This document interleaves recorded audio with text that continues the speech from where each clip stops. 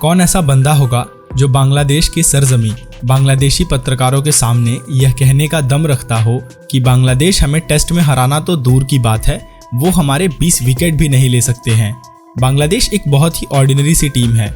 सहवाग के इस बयान ने पूरे बांग्लादेश को आग बबूला कर दिया और उस समय ओडीआई वर्ल्ड कप भी शुरू होने वाला था।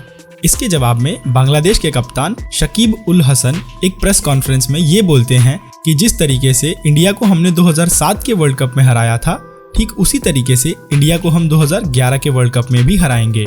यह सुनकर सहवाग वर्ल्ड कप से ठीक पहले एक और प्रेस कॉन्फ्रेंस करते हैं और यह कह देते हैं कि आने वाला बांग्लादेश का मैच हमारे लिए बदले की घड़ी है और मैं इस मैच का बेसब्री से इंतजार कर रहा हूं। तो चलिए आपको बताते हैं उस मैच की कहानी जिसमें सहवाग की तूफानी पारी ने पूरे बांग्लादेश की टीम को पत्तों की तरह ढेर कर दिया था।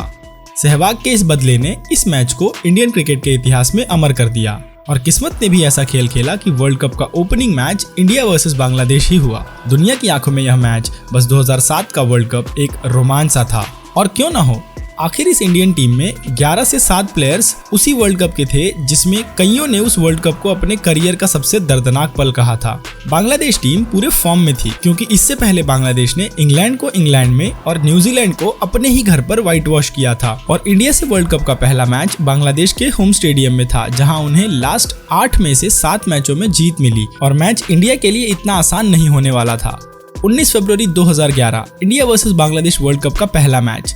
टॉस होता है और इंडिया टॉस हार जाता है और ऐसे में बांग्लादेश के कप्तान इंडिया को पहले बैटिंग करने का न्योता देते हैं। मैच की पहली बॉल पर सहवाग चौका मारकर बांग्लादेश की टीम को यह संकेत देते हैं कि आज उनके बॉलर्स के धागे खुलने वाले हैं। पहले पावर प्ले के खत्म होने तक इंडिया का स्कोर 60 रन हो जाता है और सहवाग 25 के स्कोर पर बैटिंग कर रहे होते हैं। दूसरे पावर प्ले समाप्त होने तक सहवाग अपना अर्धशतक मात्र 45 गेंदों में पूरा करते हैं। सहवाग की पिटाई ने बांग्लादेश के कप्तान और बॉलर्स को सोचने पर मजबूर कर दिया। अभी तक शकीब उल हसन की सभी स्ट्रैटेजी धरी की धरी रह गई थी। उनका कोई भी बॉलर सहवाग को रोकने में नाकाम साबित हो रहा था।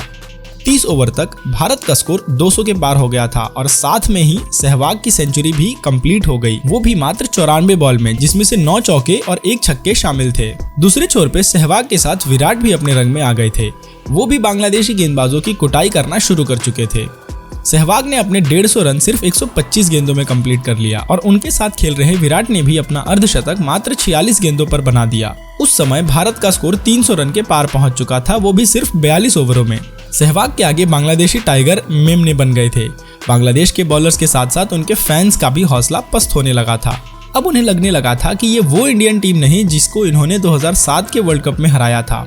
ऐसा लग रहा था मानो सहवाग आज पूरे 50 ओवर तक बांग्लादेशी बॉलर की धुलाई करेंगे, लेकिन 48वें ओवर में 175 के स्कोर पर सहवाग अपना विकेट खो देते हैं और इसी के साथ वर्ल्ड कप के मैच में कपिल देव और सौरव गांगुली के बाद हाईएस्ट इंडिविजुअल स्कोर बनाने वाले वो तीसरे भारतीय बैट्समैन बन जाते हैं।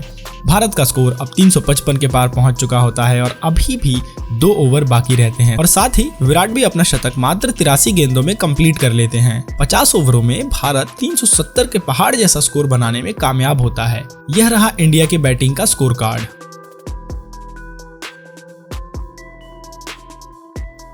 और यह रहा बांग्लादेश की बॉलिंग का स्कोर कार्ड।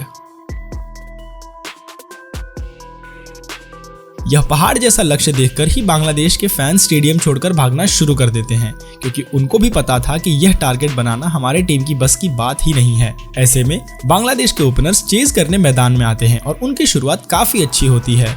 उनके दोनों सलामी बल्लेबाज अपने टीम को काफी आक्रामक शुरुआत दिलाते हैं। बांग्लादेश 50 रन सिर्फ 6 ओवर में बना देती है। भारत को पहली सफलता 7वें ओवर में मुनाफ पटेल दिलाते हैं। एक छोर से तमीम इकबाल अपना आक्रामक खेल जारी रखते हैं, लेकिन दूसरे छोर से उनको किसी बांग्लादेशी बैट्समैन का सपोर्ट नहीं मिलता है। केवल कप्तान शकीब उल हसन ही तमीम इकबाल का थोड़ा बहुत साथ निभा पाते हैं, लेकिन 188 के स्कोर पर तमीम इकबाल 70 रन बनाकर आउट हो जाते हैं और उसके थोड़ी देर बाद शकीब भी 55 रन के स्कोर पर आउट होकर अपनी टीम को बीच मझधार में छोड़कर पवेलियन की तरफ निकल जाते हैं। उस समय बांग्लादेश का स्कोर 234 पे 4 होता है और उन्हें जीतने के लिए 62 बॉल में 137 रनों की जरूरत होती है, लेकिन इन दोनों के आउट होने के बाद बांग्लादेश की टीम सिर्फ 46 रन ही और जोड़ पाती है और पूरी टीम 50 ओवर में 9 विकेट खोकर 283 रन बनाती है। भारत यह मैच 87 रनों से जीत जाता है। यह रहा बांग्लादेश के बैटिंग का स्कोर कार्ड। और यह रहा टीम इंडिया के बॉलिंग का स्कोर कार्ड। और दोस्तों इस जीत के साथ इंडिया और सहवाग का रिवेंज भी पूरा होता है। जो बात उन्होंने मैच शुरू होने से पहले कही थी वही बात वह फिर मैच खत्म होने के बाद बोलते हैं कि बांग्लादेश हमें ओडीआई में भी नहीं हरा सकता, टेस्ट तो दूर की बात है।